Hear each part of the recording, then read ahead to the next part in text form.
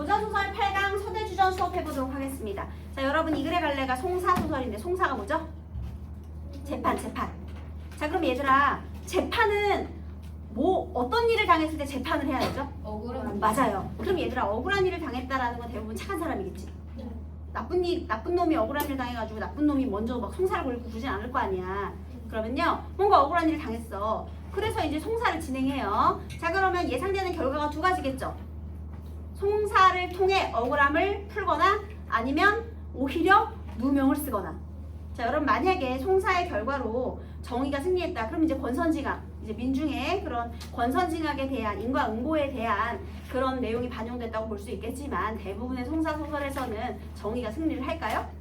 아니요. 아마도 우리 고소를 하는 사람을 원고라고 하고요. 고소 당한 사람을 피고라고 하는데 이 피고가 뭐 뇌물을 쓰든 아니면 뭐 권력을 이용하든 해서요. 이제 억울한 사람이 억울함을 풀지 못하는, 그래서 재판의 결과가 정의가 승리하지 못하는 그런 결과가 만들어질 수 있어요. 그러면 여러분 송사소설의 결과를 통해서 무엇을 드러내고자 하는 걸까? 당대 지배층의 부패와 무능을 또 고발하고자 하겠죠. 그래서 그 결과에 따라서 이제 정의는 승리한다를 보여주든지, 그러니까 나쁜 일을 하면 꼭 이렇게 벌을 받아야 된다, 정의가 승리한다를 보여주든지, 아니면 관리들의 부패와 무능을 보여주든지. 자, 그런데 여러분 관리들의 부패와 무능을 보여주는데 얘를 직접적으로 비판하면 큰일 나죠.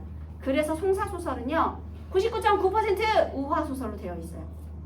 동물들의 세계에 빗대는 거죠. 이 조선 사회를요. 그럴 수밖에 없어요. 또 우리나라 배경으로 하면 큰일 나니까 이제 중국에 사는 동물들을 인화해서 보통 그렇게 진행을 합니다. 그래서 이 송사소설은 거의 비판적인 성격을 드러내기 위해 우화소설로 만들어진다는 점. 송사소설의 갈래는 아직 수능에 개출이 된 적이 없어서 너무나 중요합니다. 꼭 잘 공부해 보도록 하겠습니다. 여러분 역시 1번의 보기, 그 다음에 3번의 보기 두 개가 있어요. 3번의 보기는요 논리적 오류의 종류를 말하고요. 1번의 보기는 이 글의 갈래에 대한 설명인데요. 한번 읽어봐야 되겠네요. 1번의 보기, 조선시대 소송의 절차는 다음과 같다. 아, 이거 소송한 소설이구만, 송사소설이구만 알 수 있어요. 당시의 소송은 대개 피해를 입었다고 주장하는 원고. 지금 이 소설의 원고는 탄암주예요. 혹시 여러분 여기는 서대주인데요. 제목이 서대주전이잖아요. 근데 여러분 서가 혹시 무슨 서자인지 아시나요? 여기 이거 뭐 같은 동물? 쥐. 맞아요. 쥐요. 혹시 이거 그림? 맞아요. 제 그림 좀 못 그렸지만 얘는 다람쥐예요. 그래서 쥐와 다람쥐를 의미한 건데요. 여러분 우리 쥐가 출몰했어. 그럼 사람들의 반응 어떻죠? 악! 한 다음에 그 다음 어떻게 해야 돼? 쥐는?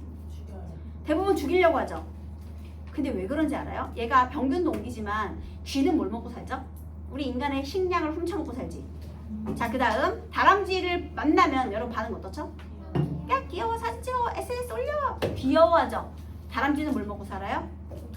산에 있는 나무 열매, 도토리 먹고 살잖아요, 얘들아. 도토리나 밤, 알밤 이런 거 먹고 살잖아요. 왜 그렇게 됐는지 이 소설에서 이야기해주고 있습니다, 여러분.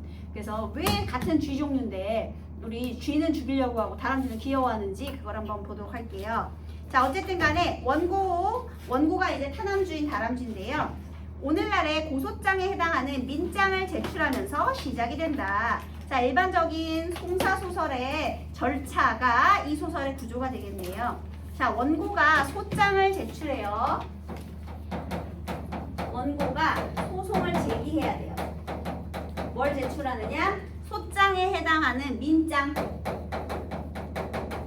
제출하면 소송이 제기되는 거예요. 민장이 들어오면 수령은, 얘들아 여기에 수령도 나오고 사령도 나오거든요. 수령, 사령 헷갈리면 큰일 나는 거예요. 수령은요 그 영주의 수 우두머리, 즉 고을의 원님이에요, 여러분. 도지사 같은 애들 있잖아. 그래서 시장, 도지사 이런 애들, 걔네들이 수령이죠.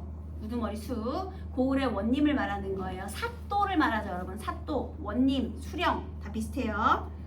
그런데 그 수령이요 명령을 해요. 소송의 대상자인 피고를 재판장에 출두시켜 심리를 진행합니다. 그래서요 피고 출두시키죠. 그래서 출두시키는데요.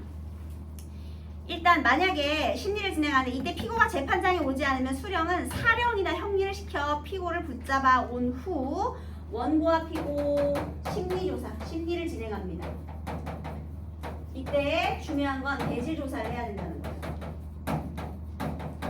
원고와 피고 양측의 이야기를 다 들어봐야 되겠죠? 각각의 주장을 듣고 판결을 내립니다. 수령이 판결을 내리죠. 그래서요, 소송의 과정을 끝내고 수령이 내린 판결의 결과를 재사라고 한다. 이렇게 되는 겁니다. 자, 그 다음에 여기서 사령, 형리 나오잖아요. 여러분, 우리 수령은 고을의 우두머리라고 한다면 사령은요, 그 수령 밑에서 심부름 하는 이방 같은 아주 하급 관리를 말해요. 여러분, 우리 조선 후기로 가면 하급 관리들이 부패가 굉장히 심한 거 아시죠? 예를 들면 세금을 이방, 호조 이런 애들이 이방, 그 다음에 사령 이런 애들이 다 이방 같은 애들이거든요. 사령이. 근데 걔네들이 세금을 걷어다가 원님한테 바쳐야 되는데 거기서 엄청 해먹는 거야. 세금을 거들어온 애들이 엄청 해먹는 거야. 그래서 하급 관리의 부패가 굉장히 심해요, 여러분. 그래서 여러분 사령, 형리 이런 하급 관리들의 명칭은 좀 기억을 해두셨으면 좋을 것 같네요.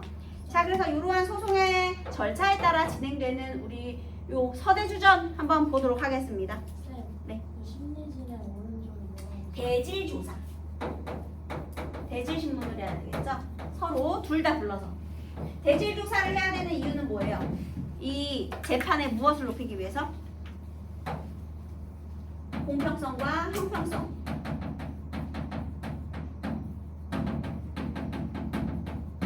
이것을 위해서 둘 다 들어봐야지. 한쪽만 들으면 안 되잖아. 그죠? 그래서 원래는 이게 필요합니다. 자, 그 다음에 여기서 이제 이걸 읽으면 되는데 선생님이 이해를 돕기 위해 왁구문의 준비를 잠깐만 얘기를 해줄게요. 우리 타남주가요 열심히 아주 형편이 어려운 와중에서도 타남주 무리들이 있어요. 얘네들이 알밤 50석을 겨울을 나기 위해, 여러분 다람쥐의 특징이 있죠. 무조건 묻죠. 다 모아놓고 어디에 묻던지 까먹잖아. 그게 특징이잖아, 그치? 계속 모으기만 하잖아. 그래서 알밤 50석을 얘네가 겨울을 나기 위해 모았어. 그런 다음에 자기네들끼리 잔치를 벌여가지고 술을 먹고 잠이 듭니다. 그때 우리 서대주 무리들은요, 원래 맨날 도둑질해가지고 먹고 사는데, 아, 겨울 날라면 음식이 있어야 되는데 우리 큰일 났다 했는데, 여기에 이제 어떤 애가 하나 아이디어를 내요. 야, 얘네가 이렇게 많이 모았다는 소문이 있는데 우리 훔치러 갑시다. 어우, 좋은 아이디어야. 그래서요, 얘네가 이 알밤 50석을 훔치러 가요. 그래서 서대주가 요 알밤 50석을요, 도둑질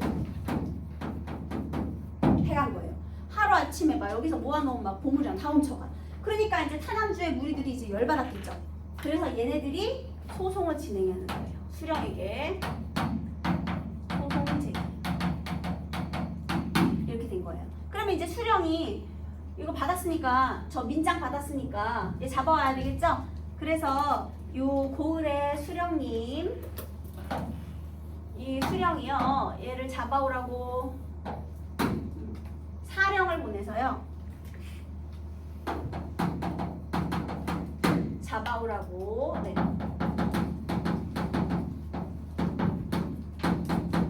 명령을 보내게 되는 겁니다. 그래서 요 순서대로 지금 가는 거죠. 자, 그런데 이때 이 사령이 어떤 일을 했는지 한번 보도록 할게요. 사령이 떠나자고 하니 서생이 말하였다. 서생이 서대주예요. 늙은 놈이 여러 해 동안 병으로 집에 틀어박혀 있어 다리 힘이 없으니 먼 길 걷는 것은 실로 감당하기가 어렵습니다. 감히 정하건대 노새를 타고 가다가 관아에 이르러서야 법대로 잡아들여 주시면 신라 같은 남은 목숨이언정 관아에 가기까지는 보전할 수 있을 것이옵니다. 잘 모르겠습니다만 사령님의 뜻은 어떠한지요? 사령은 후한 대접을 받았고 거기다 뇌물까지 받았기 때문에 어쩔 수 없이 그렇게 하도록 허락했다. 자, 이 장면. 벌써 뇌물을 받아 처먹었다라는 장면이 나오잖아요. 그래서요, 여기에 있는 이 서대주가요, 잡아온 사령한테 지금 뭘 줬다고요? 뇌물 주면서, 원래 포박된 상태로 잡혀가야 되겠지. 수갑 차고 가야 되잖아. 그런데 지금 뭘 부탁하는 거야? 나 편하게 말 타고 가다가 그 관아 앞에서 그때 결박해줘. 한마디로 개인적인 편의를 봐줄 것을 부탁하는 거죠. 이거 법적인 절차에 맞아 안 맞아? 안 맞아. 근데 사령이 그 개인적인 편의를 봐줘 안 봐줘? 봐줘. 왜냐면 뇌물을 받았으니까. 어쩔 수 없이 승낙했대잖아. 그래서요, 자, 뇌물을 주고 개인적 편의를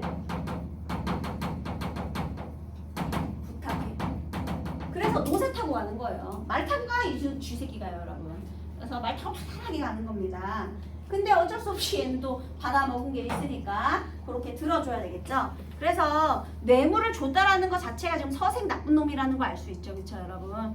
예, 그래서 사령도 세모하시고 서생도 세모하시면 되겠습니다. 지금 이 뇌물수수의 행위. 자, 그러면 여러분 여기에서 알 수 있는 당대 요 장면, 뇌물 받고 있는 장면, 여기에서요 관리들의 부패, 조선 후기에 관리가 부패한 시대상을 우리가 확인할 수 있죠. 관리 부패 시대상 이렇게 썼습니다. 관리들이 부패했다, 조선 후기의 사회적인 현실을 풍자하고 있다, 이걸 확인할 수 있죠.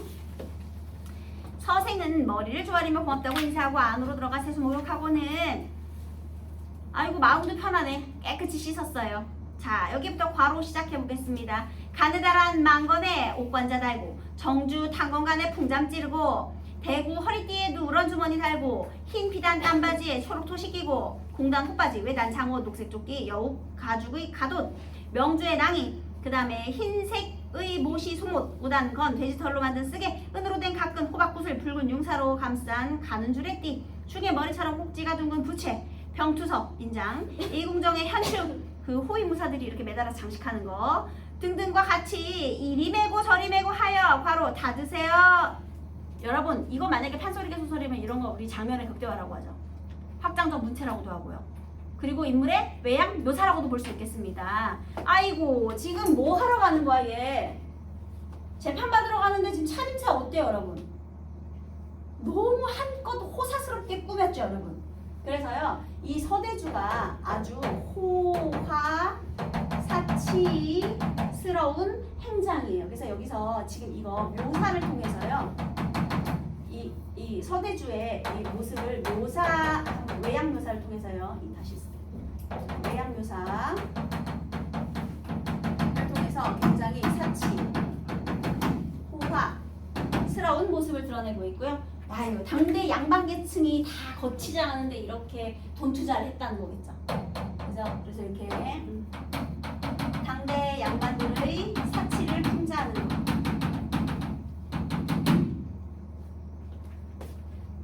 외양묘사를 통해 해도 되고요. 아니면 우리 장면의 극대화를 통해라고 해도 되고요. 확장적 문체를 통해 해도 되고요. 다 같은 말입니다.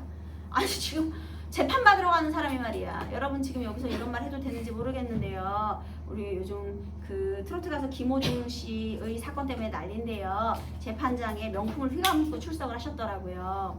그래서 좀 마음이 씁쓸합니다. 근데 뭐 제가 어떻다는 개인적인 뭐 평가를 하는 것은 아니고요. 그래서 이렇게 명품을 휘감은 모습을 지금 얘기를 하고 있네요. 그 다음에 드드니 몸담장을 끝내고 노새를 타고 앉았는데 옷차림은 사치스럽고도 화려하고 거동은 기세 당당하여 의젓하고 점잖기가 부잣집의 자제와 같았다. 여러분 얘가 이렇게 외양을 꾸민 이유는요. 겉보기에 좀 점잖게 보이려고 그렇게 하는 거예요. 그리고 그다음에 이제 양반들의 모습처럼 보이려고 말 앞에서 끄는 마부나 뒤따르는 심부름꾼들도 옷차림이 화려하였다. 어린 쥐 하나가 얘가 이제 심부름꾼인데요. 편발에 기름을 바르고 푸른 도포에 검은 띠를 메고 가슴팍을 꾹 눌러 질끈 통영 서랍장을 동여 메고는 3등초를 김해 동네의 좋은 담뱃대에 넣어 법도 있게 손에 들고서 주인을 부축하여 가는 것이 마치 경종과도 같았다. 여러분 우리 양반들은요 몸종이 꼭 하나씩 있죠. 몸종이라는 게 개인 수행비서잖아 얘들아. 그러니까 그게 이제 경종이거든요. 그러니까 마치 양반의 차림새 같았다라는 건데요. 얘가 뭘 들고 가냐면 통영에 유명하다는 서랍장을 동여 메고요. 왜냐면 여기 있는 장신구들이 이거 다 풀어서 보관해야 될 거 아니야. 서랍장 메고 그 다음에 3등초는 담배 잎 중에서 가장 품질이 좋은 건데요. 그거를 좋은 담뱃대에 가득 담아가지고 가는 거야. 여러분 있잖아요. 그 아랍의 왕자가 우리나라에서 하룻밤을 묵고 갔어요. 아시나요? 근데 호텔 전층을 전부 예약해서요. 심지어 본인이 머물 방에 가구를 지 돈 들여서 다 바꿔서 사서 다 바꿔놓고 갔어요. 여러분 아시나요? 그거랑 똑같은 거야 지금. 사치스럽지. 서랍장까지 떠매고 간대잖아. 명품 담뱃대 가지고. 그죠? 굉장히 사치스러운 겁니다. 네. 자 그렇게 해서 지금 갔어요. 그 다음에 관아의 문이 점점 가까워지자 사령은 미리 관문 앞에 가서 서 있었다. 서생이 말을 달리게 하여 관문에 도착하니 사령이 서생을 잡아내려 관대를 벗기고 문 밖에서 결박하였다. 여기 줄 쳐볼게요. 관문에 도착해서야 문 밖에서 결박을 한 겁니다. 여러분 결박한 채로 잡혀왔다 그러면 돼, 안 돼? 안 되는 거죠? 그래서 이렇게 개인적인 편의로 그 앞에 와서야 결박이 된 거예요. 그리고는 급히 형리에게 알리니 형리가 다시 바로 원님께 아뢰었다. 원님이 크게 화를 내며 즉시 잡아들이라 하니 사령이 상투를 틀어주고 난 듯이 재빠르게 서대주를 잡아가는데 발에 땅이 닿지도 않았다. 발이 땅에 닿지도 않았다. 이거 좀 과장이죠, 여러분? 그러니까 원님의 권위가 좀 무서웠긴 했나봐요. 시키니까 빨리 막 상투 잡아채고 막 빨리빨리 이렇게 잡아들이는 척 하는 거죠. 근데 여러분 여기서 원님 좀 이상하지 않아요? 고소장이 들어왔어. 이게 사실인지 아닌지 아직 심리 진행 전이죠. 이렇게 화를 낼 일입니까? 얘가 무고한 사람일 수도 있잖아. 원님은 지금 아무것도 모르는 상태잖아. 그죠? 그 원님이 일단 화를 내면서 막 즉시 잡아들이라 막 해요. 여러분 화를 내면 줄 쳐주세요. 이 원님, 수령이 원님이야 얘들아. 여러분 생각했을 때 이 원님은 뭔가 공명정대하고 당당하고 이런 사람일 것 같습니까? 아니에요. 일단 화부터 냈어요. 알지도 못하면서. 그런 다음에요. 여기서 그래서 머리카락이 바람에 흩날려 덮얼거린 채 넋을 잃고 심한 두려움이 온몸에 엄습하여 덜덜 떨며 앉았는데 뾰족한 입이 오물거리고 두 귀가 발족거리며 두 눈이 깜짝거리는 것이 죽은 것도 같고 산 것도 같았다. 여러분 여기 괄호하겠습니다. 어디냐면 뾰족한 입이 오물거리고 두 귀가 발족거리며 눈이 깜짝거리는 것 괄호하세요. 외양묘사를 통해서 자 이번에는 이 외양묘사를 통해서 서대주가 쥐라는 것을 알려주고 있는 거죠. 이거잖아요. 쥐. 여기서 오물오물 반짝반짝 깜빡깜빡 이렇게 쥐임을 드러내고 있죠. 동물 같은 모습. 원님이 성난 목소리를 불었다. 네가 서대주냐? 대주가 정신을 수습하여 얼굴빛이 조금도 변하지 않은 채 대답하였다. 참으로 그 이름이 적시라옵니다. 안 좋은 척하는 거죠. 원님이 죄상을 막 신문하려 할 즈음 형리가 앞으로 나와 고하였다. 여러분 형리는 동그라미 하세요. 날이 이미 저물어 신문하기가 어려우니 잠깐 하옥하였다가 날이 밝기를 기다려 신문하는 채비를 차리시되 둘 모두 잡아들여서 상세히 조사하여 물어보는 것이 사리에 맞고 또 마땅하옵니다. 어머 형리는 정말 옳은 말을 했네요. 그쵸? 그러니까 지금 얘가 도착했는데요. 아직 심리할 채비도 갖추지 않았고 심지어 타남주는 오지도 않았는데 얘는 그냥 다짜고짜 막 신문하려고 했던 거야. 얘 어떻다고요?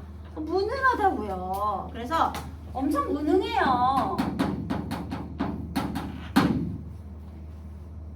그리고 형리는 아까 선생님이 세모 안 하고 동그라미 했죠. 얘는 둘 다 잡아들여서 공평하게 진행하는 것이 어떻겠습니까? 거기다가 공평성과 형평성의 강조라고 적으세요. 형리에다가. 형리는 공평성과 형평성을 갖추어 심리를 진행하자라고 얘기를 한 겁니다. 원님이 말할까? 또 귀는 얇아요. 그러면 오게 너 어미 가져와라. 내일 신문하겠다. 말을 잘 듣죠. 형리가 사령을 불러 말하였다. 서생놈을 칼을 씌워 하옥하라. 사령이 형리의 분부를 받고 큰 칼을 씌우고 그 몸을 검은 포승줄로 묶고 수족에다가 착고를 채웠다. 착고 발에 차는 족쇄 같은 건데요. 전자발찌 같은 거예요. 그래서 서생을 모시고 따라온 쥐들은 일시에 슬피 탄식하고 얘들아 모시는 사람이니까 얘네들은 슬퍼하겠죠.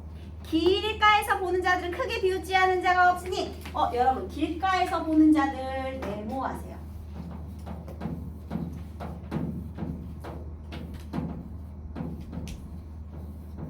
자 얘네들이 길가에서 보는 자들이거든요. 이 자들은 제3자죠 여러분. 그치? 그래서요 지금 제3자의 시선을 등장시키고 있어요. 이 제3자의 시선 아까 얘를 근처에서 모시던 자들은 공평한 자들이 아니죠. 객관적인 판단을 할 수 있는 사람 아니잖아. 근데 길가에서 보는 이 제3자들은요 얘는 객관적인 평가를 내릴 수 있겠죠. 그러니까 제3자의 시선도 제시해서 객관적인 모습을 드러내고자 했다. 이거 맞는 소리예요. 그래서 막 비웃었대요. 그 다음에요 차마 보기가 딱한 광경이었다. 비웃음 받으니까 이제 좀 딱할 수 있죠. 얘는 편집자적 논평이고요. 사령이 데리고 가서 옥졸에게 넘겨주자 옥졸이 옥에 끌고 들어가 단단히 가두고 나서 돈 내라고 괴롭히니 옥졸이 지금 대놓고 뭘 요구해요? 뇌물을 요구하고 있죠.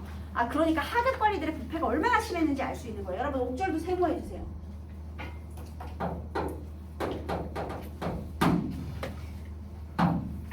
특히 이 관리들 중에서요 어떤 관리? 이 하객관리들. 과형과 옥졸. 이놈 얘들아 형리는 뇌물 받았어 안 받았어? 아니에요. 형리는 지금 이거 공평성과 형평성 있게 심리를 진행하라고 조언을 했을 뿐 여기에서는 형리는 뇌물을 받지 않았어요. 네, 그래서 오히려 얘는 당당하게 뇌물을 요구하는 옥졸이 있었고요. 또 서대주는 가지고 온 물건을 옥졸에게 많이 주었다. 뇌물을 뿌린 거죠. 옥졸들이 매우 기뻐하고는 큰 칼 풀어 편히 쉬게 하면서 마치 부리는 하인처럼 돌봐주니 돈이라도 많으면 존귀해진다고 할 수 있는 것이었다. 여러분 요거 주시세요. 돈이라도 많으면 존귀해진다고 할 수 있는 것이었다. 이거 지금 누구 생각이에요? 서술자. 그러니까 편집자적 논평이죠, 여러분. 자, 여기 편집자가 등장했죠. 돈이 많으면 존귀해진다고 할 수 있겠다라는 편집자적인 논평을 통해서요. 또, 자, 이걸 통해서 뭘 드러내는 거예요? 조선 후기의 시대상. 무슨 주의죠? 돈이 있으면 신분이 존귀합니다. 황금 만능주의죠. 조선 후기 황금 만능주의 시대상에 대한 풍자 비판적인 시각을 드러내는 거죠. 여러분 공산탈춤에 그거 있어요. 취바리 잡아들이기 장면에서요.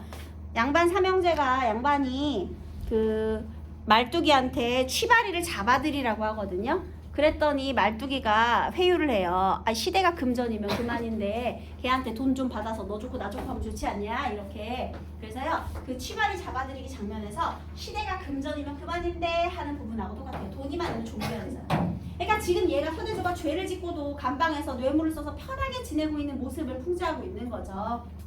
네, 그 다음에 어떻게 하고 있느냐면요. 서대주가 피로에 지쳐 누워있는데 대선은 그 소를 주무르고 중선은 다리를 안마하고 동선은 허리를 밟으며 대주의 신랄한 마음을 위로하고 대추와 밤 등속 등으로 시작기를 명쾌하면서 밤을 새우니 어우 되게 편하게 지내고 있죠. 보는 자 역시나 또 제3자의 시각 제시했죠. 보는 자가 배를 움켜잡고 웃지 않는 사람이 없었다. 이렇게 제3자의 시선을 제시했습니다. 그러니까 뇌물을 주고 지금 편하게 지내는 것에 대해서 풍자의 시선을 보여주고 있네요. 다음날 시간이 경과했어요. 원님이 신문할 채비를 크게 차리고는 둘 모두를 잡아들여 동서로 나누어 꿇어 앉히고 고소장에 근거하여 크게 꾸짖었다.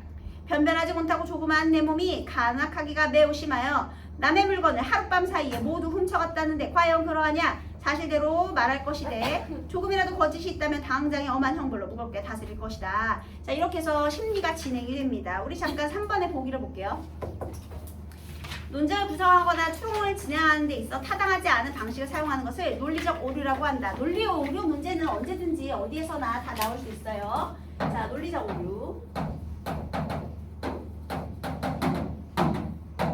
첫 번째는요. 동정에 호소하는 오류. 불쌍한 척해서 연민을 이끌어내는 거죠. 그죠? 선생님 저 아파요 이런 거.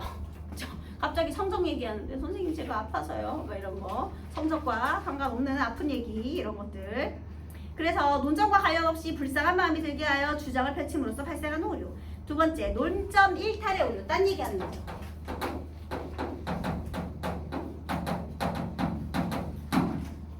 화제에서 벗어나는 거. 근데 여러분 있잖아요. 논리적인 오류는 하나만 있는 게 아니에요. 여러 가지가 같이 있을 수도 있는 거예요.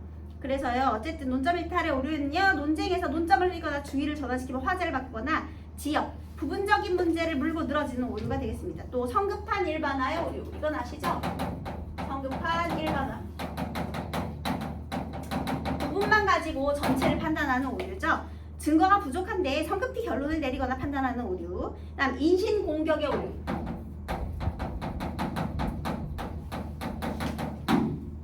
논쟁에서 어떤 사람의 주장에 대해 주장이 아니라 사람을 문제 삼아 논박하는 오류이다. 왜 우리 정치인들 이거 맨날 하잖아. 옛날에 그 사람이 말이야 그러면서 이거 옛날에 뭘 했잖아 이런 인신공격하는 거. 그 다음에 피장파장의 오류. 여러분들이 많이 하는 게 이거예요. 피장파장. 너도 그랬잖아. 이거. 다른 사람의 잘못을 들어 자신의 잘못을 정당화하는 거예요. 중요한 건 내가 잘못을 저질렀는데 그럼 너는 어떠냐? 너도 잘못했잖아. 이렇게 되는 거죠. 이게 피장파장입니다. 자, 그럼 다시 돌아와서요. 본문에서요. 얘가 이제 중략 부분의 줄거리. 형리가 큰 소리로 꾸짖어 혼을 내자 서대주는 자신이 지은 죄가 드러날까 속으로 벌벌 떨렸으나 여러분 원래 여러분들이 읽을 때는요 1번 읽고 3번 읽고 보기 읽고 그 다음에 중략 부분 줄거리 읽고 본문 원래 읽었어야 되잖아요. 그치? 선생님이 항상 시작 부분에도 중략 부분에도 줄거리 있으면 먼저 읽으라고 했잖아. 그러면 우리가 중략 부분의 줄거리를 먼저 읽었을 때 서대주가 죄를 지었다. 나쁜 놈이라는 걸 여기서 중략 부분에서 알 수 있는 거죠. 처음부터.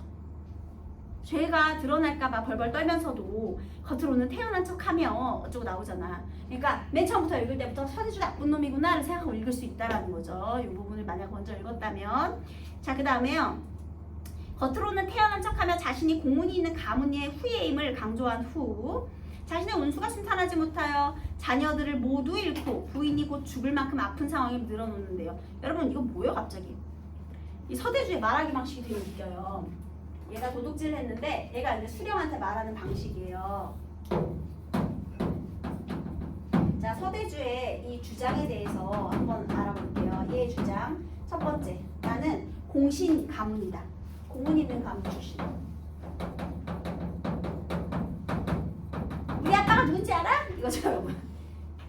우리 아빠 입만 열면 다 아는 사람이야. 뭐 이런 거죠 여러분. 우리 가문이 어떤 가문인지 알아? 이런 거 전혀 관계없는 얘기하고 있어요. 그리고 또 두 번째는요. 나 아이를 잃고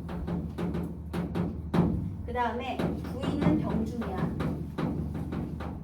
누가 봐도 무슨 오류예요 여러분? 동성애호소한 오류지 그치?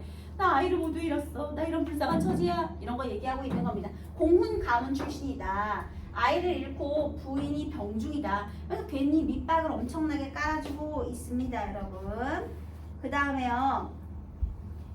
여러분 얘가 지금 겉으로는 죄가 드러날까봐 무서우면서도 되게 당당한 척을 하잖아요. 우리 이런 태도를 뭐라고 하죠? 겉과 속이 다른 것을 표리부동한다라고 하죠 여러분. 근데 표리부동하고 비슷한 여러 가지 사자성어들 있잖아요. 너네 혹시 구밀복검 무슨 뜻인지 아니? 달콤한 말 속에 검을 숨긴 거야. 그러니까 말만 번드르르 한 거죠. 그 다음에 여러분 면종복배라는 것도 아시나요? 겉으로 따르는 척하면서 속으로 대신할 생각하는 거. 겉과 속이 다르다는 뜻이에요. 그 다음에 요거 양두구육. 양머리를 걸어놓고 구유 개고기를 판매하는 거예요. 겉만 번지르르 하고 속이는 거죠. 양머리 걸어놓고 양인 척하면서 개고기 개구자거든요. 개고기를 파는 거야. 속이는 거죠. 양두구육. 이 사자성어도 기억해주세요. 양머리 개고기.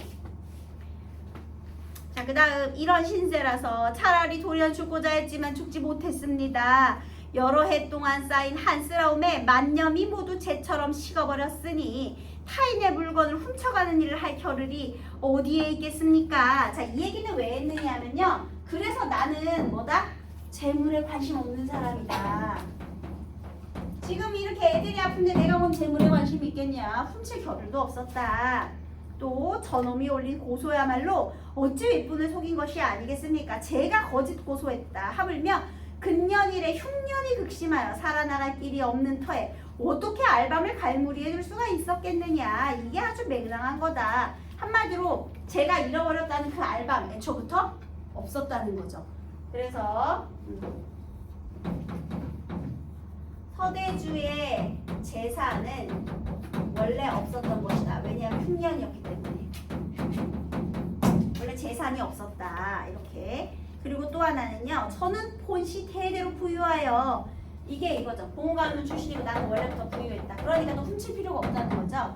여러분 여기에 있는 말 전부 거짓말입니다. 다 거짓말이에요. 얘는 원래 평소부터 가난하고 계속 도둑질로 연명해서 살았고요. 얘는 열심히 일하면서 이렇게 알바 모은 거야. 얘는 되게 선의로운 인물입니다. 그런데 이놈의 또 저는 본시 대대로 부유하여 이와 같은 흉년에 한없조차 다른 것들한테 꾸지 않아도 되는데 빌어먹는 놈의 밥을 훔쳤다는 것이 어찌 옳겠습니까?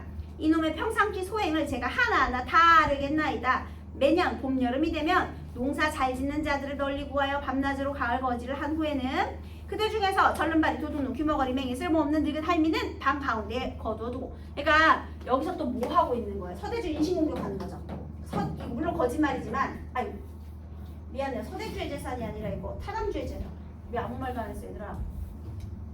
타담주가 모은 재산은 다 거짓일 것이다 얘기한 것이고요. 그 다음에 또 타담주는 평소에 인성이 별로다. 25번. 왜냐하면 평소에도 이렇게 힘없는 자들을 괴롭혔다라는 거죠. 그래서 이렇게 힘없는 자들은 방 가운데 가두고 그 밖의 자들은 쫓아내 흩어지게 했는데 봄, 여름이면 이와 같이 그대로 하였습니다. 매년 겨울이 되면 방에 가둔 자들을 마을에 떠돌아다니는 거지가 되게 해서 보는 자가 참아볼 수 없고 들을 수 없는 짓을 행하였기 때문에 분개한 바가 있었습니다. 마침 사냥하러 나갔을 때 소토산 왼편의 용강산 기슭에서 만나고도 인사조차 하지 않기에 행실머리 없음을 아주 심하게 꾸짖었습니다. 인사조차 안 했다? 기본 예의범절도 없는 놈이라는 거죠. 그래서 내가 얘를 혼냈는데 그 후로 자기 잘못을 스스로 알지 못한 채 항상 분노의 마음을 품고는 사리에 맞지 아니한 터무니없는 말로 서로 얽어매는 도리에 어긋난 간악한 송사를 꾀했으니 한마디로 타담주가 어떻게 하는 거예요? 복수를 위해 나를 거짓으로 무고했다. 나는 죄가 없는데 고소를 진행했다. 나는 무죄다라는 거죠. 여러분, 얘가 자기의 죄를 인정을 합니까? 안 합니까?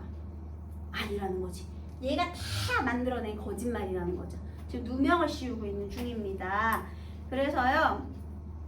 세상 천지에 이와 같은 맹랑하고 무례한 놈이 있겠습니까? 제가 비록 매우 졸렬하기는 하지만 역시 대대로 공운 있는 가문의 후손으로 딱 한번 자기 있는 집안 자손이라고 얘기하는 거죠. 그래서 이러한 무도하고 못난 놈한테 구차하게 고소를 당하여 선조의 공운을 더럽힘을 끼치고 관정을 소란스럽게 하오니 죽으려고 하여도 죽을 만한 곳이 없어서 사는 것이 죽는 것만 못하옵니다. 밝게 살피시는 원님께 엎드려 바랄 건데 사정을 살피셔 원한을 풀어주옵소서. 아 거짓말이 아주 술술 잘 나오고 있죠 여러분. 발변가예요. 꼭 이렇게 사기꾼들은 말을 잘하더라 그죠? 서대주가 옷섭을 고쳐여미며 단정히 꿇어앉았는데 뾰족한 입이 오물거리고 두 귀가 발족거리며 두 눈이 깜짝거리면서 여러분 여기도 또 뭐예요? 외양문사를 통해서 쥐라는 걸 알려주는 거죠. 두 손 모아 슬피 빌고 눈물이 흘러내려 옷깃을 적시니 여러분 이 눈물 진짜 눈물이에요? 거기 거짓 눈물이거든요. 이거 세모하세요. 불쌍한 척해서 동정에 호소하려는 모습이죠 여러분. 그래서 거짓 눈물을 흘리며 보는 자가 더할 나위 없이 애처롭고 불쌍하다고 할 만한 것이었다. 이렇게 된 거예요. 원님이 서대주의 진수라는 말을 들으니 말마다 사리에 꼭 들어맞고 형세가 본디부터 그러하여 죄를 주기도 어려워 결박한 것을 풀고 씌운 큰 칼을 벗겨주고는 술을 내려주어 놀란 바를 진정케 하고 특별히 놓아주었다. 이게 무슨 소리야. 이 말을 들은 원님은요. 수령은 어떻게 판단했다?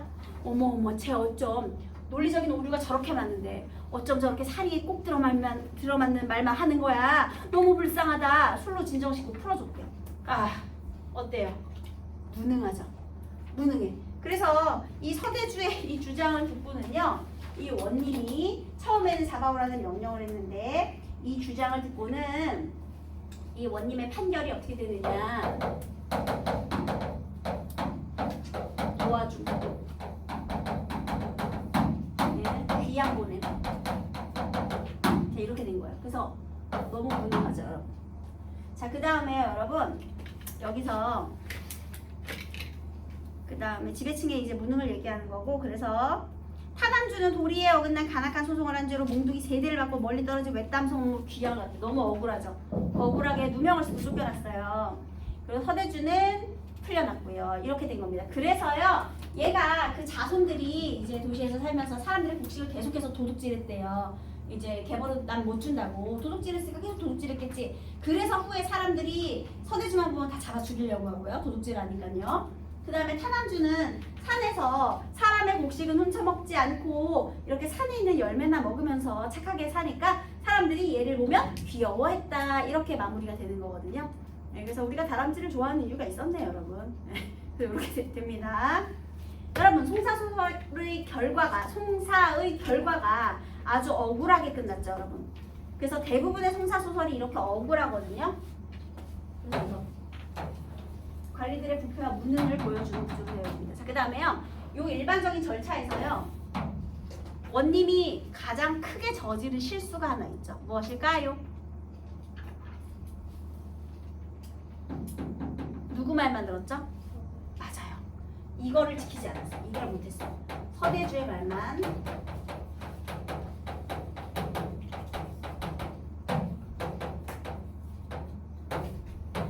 그래서 공평성과 형평성에 어긋나는 결과를 초래하게 되었죠. 양쪽의 말을 다 들었어야 되는데. 자, 이렇게 됩니다. 1번 틀린 내용을 한번 골라보겠습니다. 사령은 서생에게 뇌물을 받은 후 피고의 편의를 봐주었다. 그래서 불공정한 태도가 맞고요. 형리는 모두 잡아들여 상세히 조사하자 했는데 피고에게 유리한 상황을 이끌어내려 했다. 에이고 틀렸네. 공평하게 하려고 한 거죠. 옥졸들은 서대주를 괴롭히다 뇌물을 받고 쉬게 해준다. 이게 바로 부당한 이득 취하려는 부패한 관리가 되겠고요. 서대주는 타남주가 거짓 소송을 벌였다고 주장하는데 이는 수령을 속여 자신에게 유리한 판결을 얻어내려 합니다. 맞고요. 원님은 서대주의 진술만을 듣고 유죄와 무죄를 판단한 후 타남주에게 형벌을 내렸다. 이거는 잘못된 죄에서 잘못된 판결을 내렸다. 맞는 소리가 되겠습니다. 그 다음에 A랑 관련한 내용 중에 틀린 게 무엇이냐. A의 서생은 다양한 물건을 갖추고 행차하는데요. 이 가지고 온 물건을 옥졸에게 나누어주는 뇌물이 된다. 이거 맞는 소리죠.